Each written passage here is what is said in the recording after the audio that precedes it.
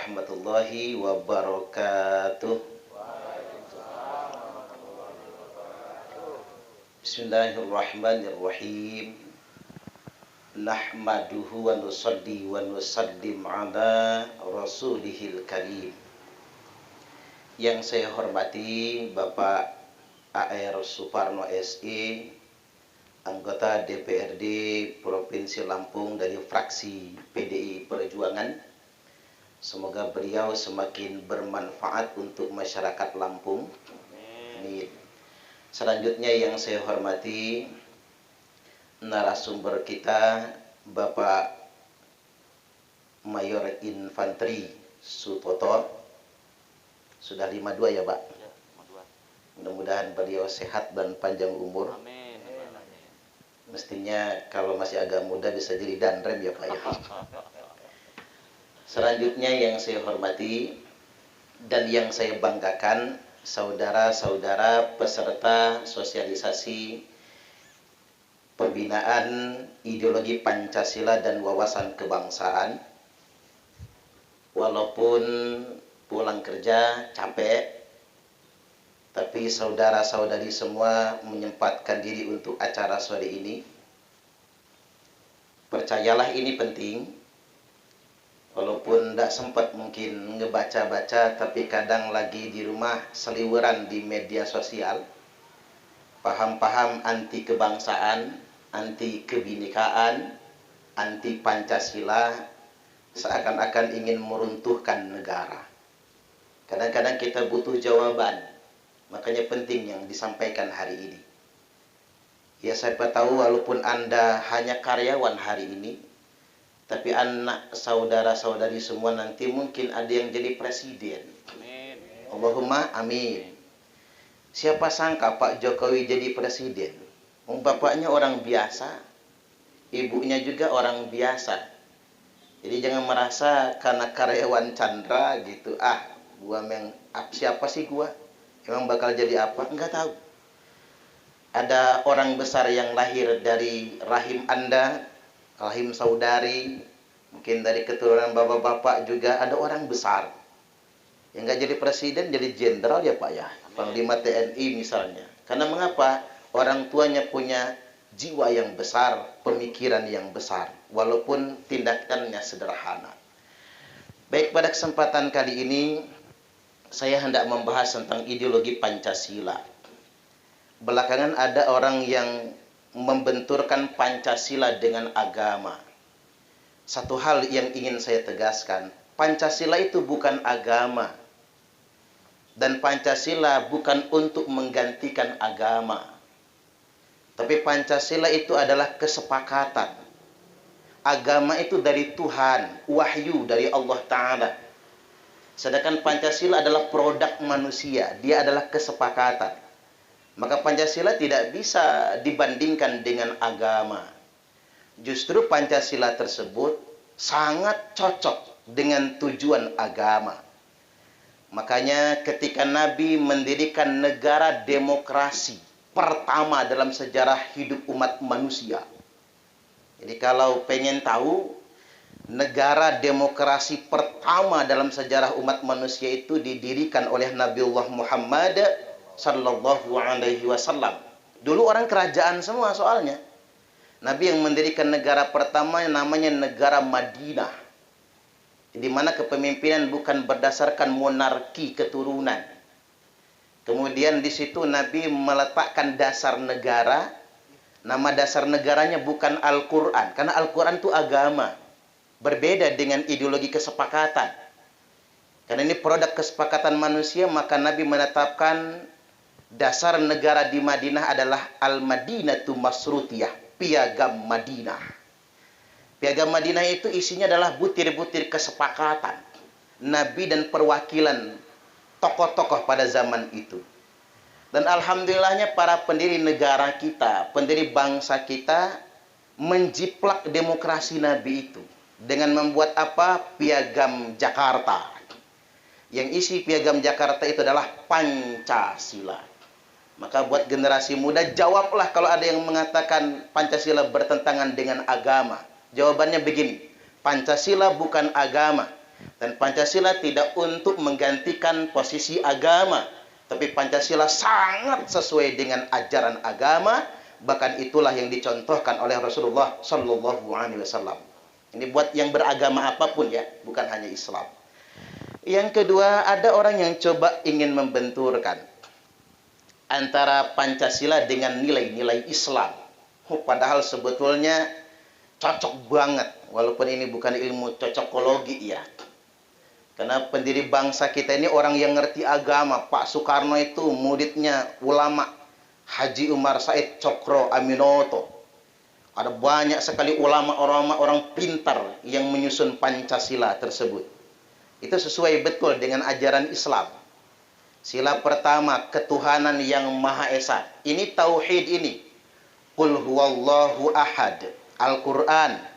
Sila yang kedua, kemanusiaan yang adil dan beradab. Allah berfirman, innallaha ya'muru bil adli wal ihsan. Sesungguhnya Allah senantiasa memerintahkan kalian semua selalu berbuat adil dan beradab, ihsan. Jadi ihsan itu adab tertinggi, bukan cuma akhlak, tapi adab yang tertinggi. Kemudian yang berikutnya sila ketiga, persatuan Indonesia. Wa'tasimu bihablillahi jami'an wa la tafarraqu. Ada semua di dalam Al-Quran.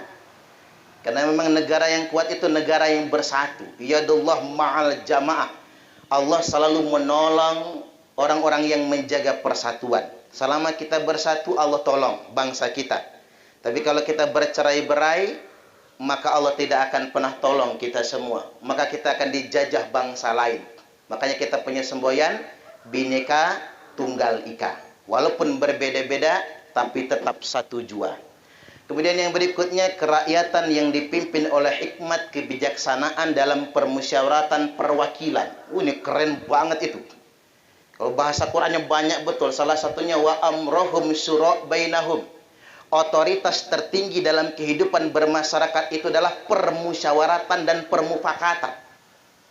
Kita membahasakannya kerakyatan yang dipimpin. Jadi rakyat kita yang banyak ini, 200 juta lebih ini, yang dipimpin oleh hikmat kebijaksanaan dalam permusyawaratan, musyawarah tertinggi.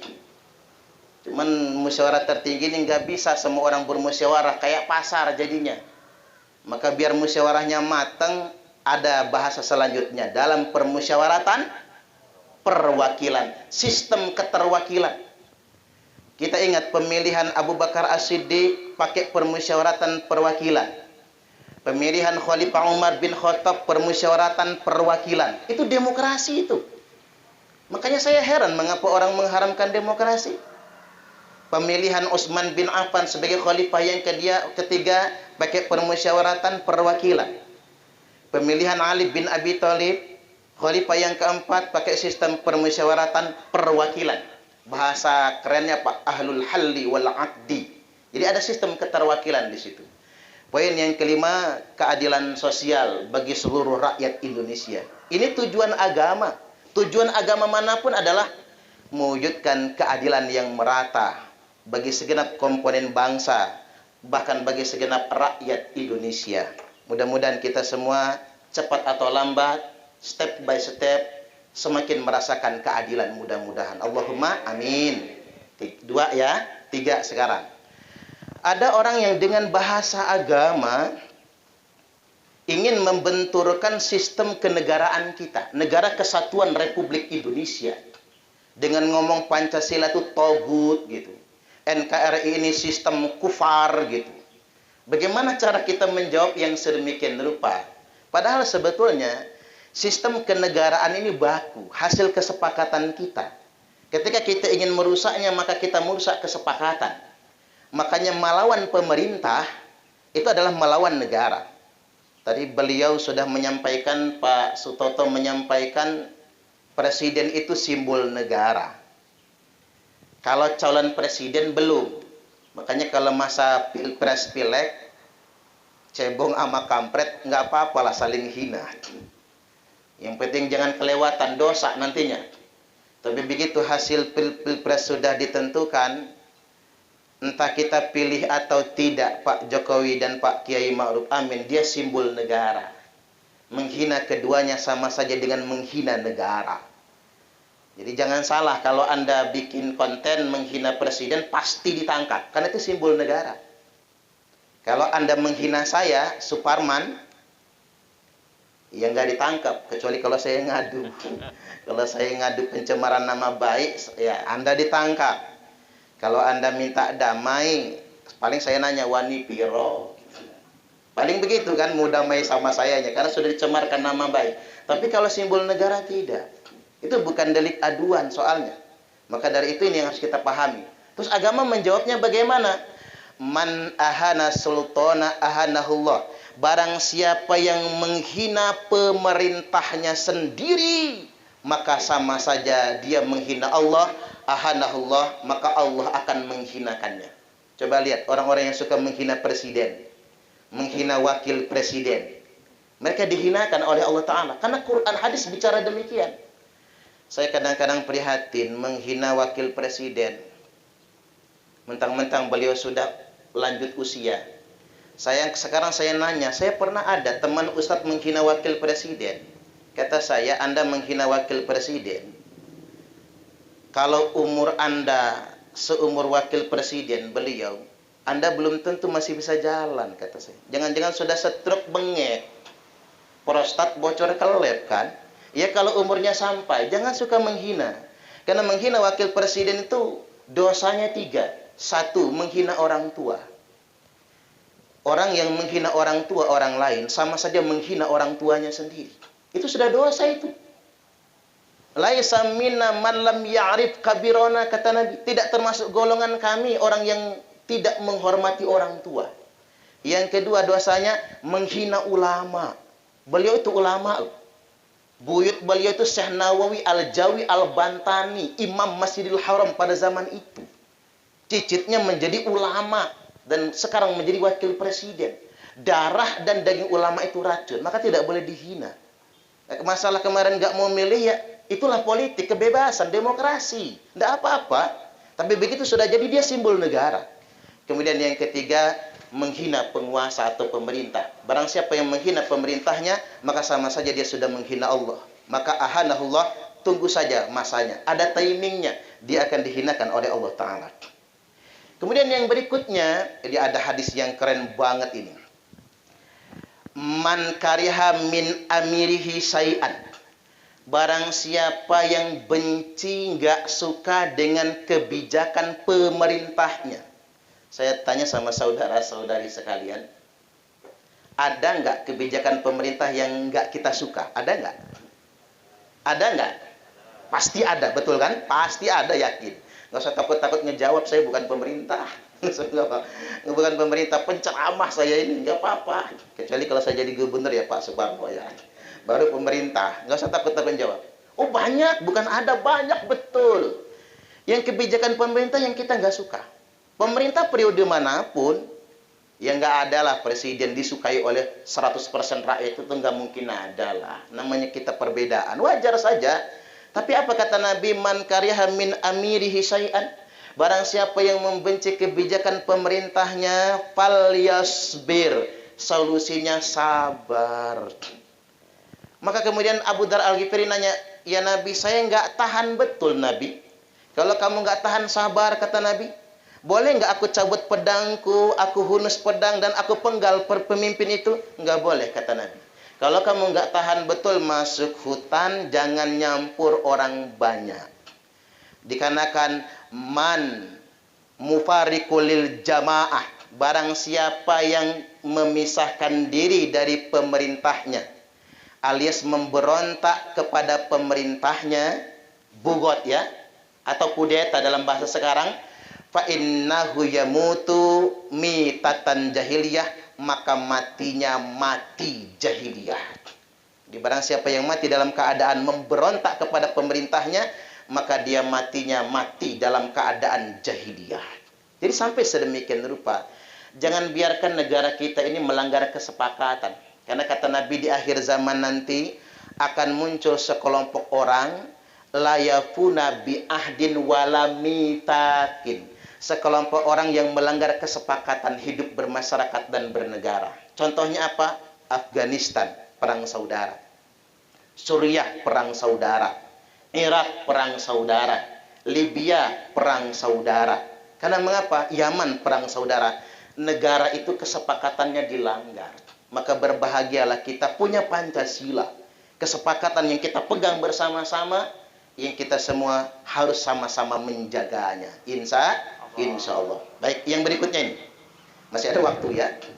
Saya ingin tegaskan bahwasanya sekarang sebagian generasi muda galau, terutama yang nggak mondok di pesantren. Banyak sekarang ini narasi-narasi keagamaan yang ingin merusak kehidupan berbangsa bernegara. Apakah benar agama bicara sedemikian rupa? Atau justru yang sebaliknya? Ini saya ingin tegaskan bahwasanya saya ambil contoh sederhana. Seperti ISIS misalnya. Dia usung bendera hitam. Mengatasnamakan tentara Imam Mahdi. Kalau Indonesia barusan dibubarkan. HTI misalnya kan. Kemudian yang berikutnya Afghanistan. Dibekukan ya, dibekukan. Terus Taliban ya. Yang katanya bendera hitam dari Khurasan. Sedemikian rupa. Nah ini kan butuh wawasan keislaman yang tepat. Jangan mudah ikut-ikutan. Kan lucu nantinya karyawan Chandra jadi teroris. Ngebom di mana gitu ya. Ternyata karyawan Chandra. Pak Suparno dipanggil Densus 88. Memang Pak Suparno ngajarin apa sama karyawan itu? Kok bisa sampai ngebom sedemikian rupa? Begini duduk soalnya. Dikatakan bahwasanya idza ra'aitumur royatis sud, apabila kalian semua melihat bendera hitam dikibarkan. Jadi bendera-bendera hitam dikibarkan, falzamul ardo, tetaplah di negeri kalian masing-masing. Bertetaplah di bumi kalian masing-masing, wala tuharriku aydiyakum wala arjulakum. Jangan gerakkan tangan kalian, jangan gerakkan kaki kalian. Bahasa sederhananya apa?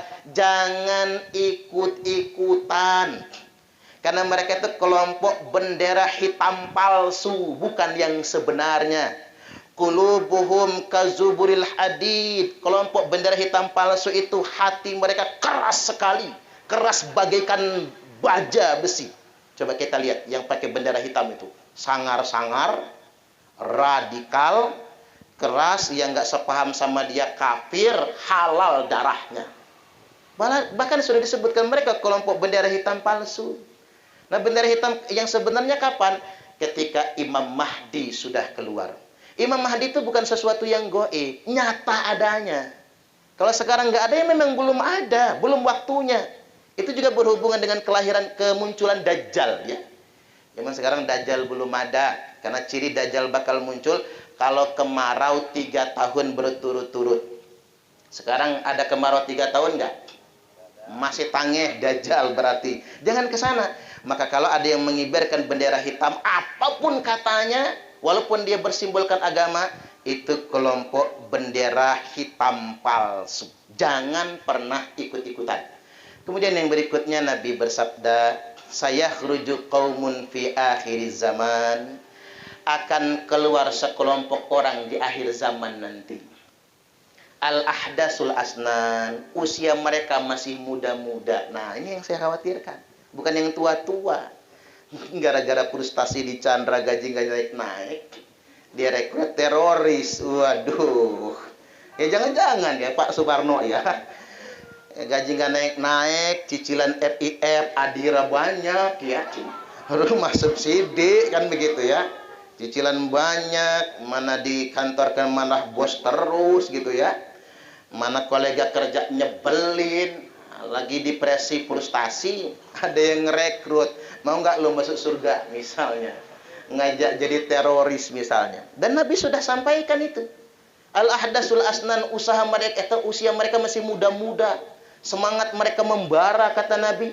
Sufahaul ahlam, tapi agamanya goblok. Mereka sebenarnya nggak ngerti agama. Telitilah teroris itu, nggak ngerti agama. Gayanya aja janggut sampai udel, celana sampai cingkrang, jidat sampai kapalan. Jangan salah loh. Orang jidat kapalan itu belum tentu dia ahli agama. Ada yang jidatnya kapalan itu waktu sujud diurak-urak. Jajal kalau lagi sholat sujud diurak-urak, seminggu hitam jidatnya. Nggak usah rajin betul sholat. Ada juga yang jidatnya hitam itu kepentok tiang listrik, jedutnya hitam juga. Ada juga yang jidatnya hitam itu ketahuan bininya chatting sama cewek, sama bininya diketok pakai wajan ya. Akhirnya hitam juga jidatnya. Ya belum tentu dia ahli agama. Makanya sebetulnya yang masuk kelompok-kelompok radikal itu, saudara-saudari sekalian, orang yang ngerti agama. Malah nggak mondok ke pesantren. Kalau bukan pesantren, pesantrennya juga mak jelas. Coba kalau kita tanya, guru kamu siapa? Internet. Nanti kalau mati ditanya malaikat, guru kamu siapa? Syekh YouTube al-internet. Kiainya Kiai Haji Google. Ustadznya Ustadz Facebook LCMA. Nggak ada bekal mereka itu agamanya. Goblok-goblok. Yaquluna min qawli khairil bariyah. Tapi ngomongnya itu loh kata Nabi. Sok ngomong agama. Sok ngomong hadis Rasul. Sok ngomong Al-Quran. La yujawizu imanahum hanajirahum. Padahal iman mereka itu tidak pernah lewat dari kerongkongan. Hanya di lisan saja ngomong agama. Islam membawanya cuma di lisan, tidak sampai di dalam hati mereka. Yamrukuna minad dini kama yamruku sahmu minar ramiyah. Mereka akan keluar dari agama ini sebagaimana keluarnya anak panah dari busurnya. Apa maksudnya? Mereka gampang membunuh orang lain. Yang dibunuhnya satu, siapa? Sesama saudara muslimnya. Wa yaqtuluna ahlal Islam, memerangi sesama orang Islam. Walaupun sama Islamnya, sama salatnya, sama masjidnya, halal darahnya gara-gara nggak sepaham sama dia. Yang kedua, mereka akan membunuh orang non-muslim. Karena kalau non-muslim itu dianggap lawan bagi mereka. Padahal Nabi bersabda, man qatalan nafsan mu'ahidan. Barang siapa yang membunuh saudara non-muslimnya. Tak ulang lagi ya. Man qatalan nafsan mu'ahidan. Barang siapa yang membunuh saudara muslimnya, maka baginya laknat dari Allah Subhanahu wa ta'ala dan neraka untuknya. Tidak boleh kita menghilangkan nyawa orang lain. Nah ini kelompok-kelompok semacam ini. Jangan sampai kita terpapar oleh yang sedemikian rupa. Kita ini diperintahkan untuk menjaga negara. Satu lagi yang terakhir ini. Ideologi khilafah. Nah, teman-teman, saudara-saudara, bapak ibu, saudara-saudari, kalau ngejawab orang ngajak kita ke khilafah, katakan kepadanya, tak ada satupun perintah menegakkan khilafah. Kalau ada satu aja perintah menegakkan khilafah, saya ikut. Tapi kalau nggak bersedia berdebat, jangan ngomong ya. Jadi nggak ada satupun dalam Quran hadis perintah menegakkan khilafah. Mubadir. Kalau perintah sedekah, banyak. Kalau perintah sholat, banyak. Aqimus sholat, tegakkan sholat. Kalau perintah senyum, banyak. Tabassumuka fi wajhi akhika shadaqah. Manis wajahmu, senyummu di hadapan saudaramu sedekah. Banyak perintahnya. Tapi kalau perintah menegakkan khilafah, tidak ada satupun perintahnya. Karena khilafah itu tidak diperintahkan. Kita ada 5 fase kepemimpinan. Saya tambahkan dikit ini. 1 nubuah. 2 khilafah. Khilafah cuma 30 tahun kata Nabi. 3 mulkan adon, kerajaan. Monarki absolut. Ini yang paling lama dalam sejarah Islam. 10 abad lamanya. Lama sekali. Dinasti Umayyah, Abbasiyah, dan Turki Utsmani. Habis kerajaan mulkan Jabariyah. Mulkan Jabariyah dimulai dari penjajahan. Inggris, Belanda, sampai menjajah kita kan, Jepang sebagainya, sampai fase demokrasi. Nah, ini kita sudah sampai di fase mulkan Jabariyah ini. Nanti akan sampai pada fase yang terakhir, fase kelima, menjelang kiamat. Apa itu? Khilafah ala minhajin nubuwah. Nah, fase kelima, fase khilafah yang sering disalahpahami orang ini, dia pikir harus ditegakkan. Padahal fase kelima ini tidak diperintahkan, tidak wajib ditegakkan, karena dia hadir dengan sendirinya. Kapan fase kelima itu datang? Ketika Nabi Isa Al-Masih, Yesus Al-Masih, sudah turun dari langit yang kedua untuk membunuh Dajjal laknatullah alaihi. Nabi Isa akan memimpin dunia internasional. Nanti dunia ini hancur semua, saudara-saudara. Hancur semua. Amerika hancur, Indonesia juga hancur. Karena ngapa? Setelah kemarau 3 tahun berturut-turut lumpuh, tidak ada satupun daun hijau. Semua orang kelaparan. Maka Dajjal menjajah. Semua sistem kenegaraan hancur semua. Termasuk Amerika, NKRI nggak ada lagi. Lampu nggak ada yang hidup, mobil nggak ada yang jalan. Dijajah oleh Dajjal dan kita semua kelaparan. Nah, agar kita tidak terkena fitnah Dajjal, baca surah Al-Kahfi 1-10, banyak baca tasbih agar perut kita terasa kenyang. Karena saya paling khawatir dengan fitnah Dajjal. Lagi lapar berbulan-bulan gak makan, mati enggak tapi sengsara. Dajjal ketok pintu, "Parman, pecel lele." Saya khawatir nanti kafir gara-gara Dajjal itu. Orang Indonesia ini sudah bergaji aja masih korupsi, apalagi kalau kelaparan, kan begitu.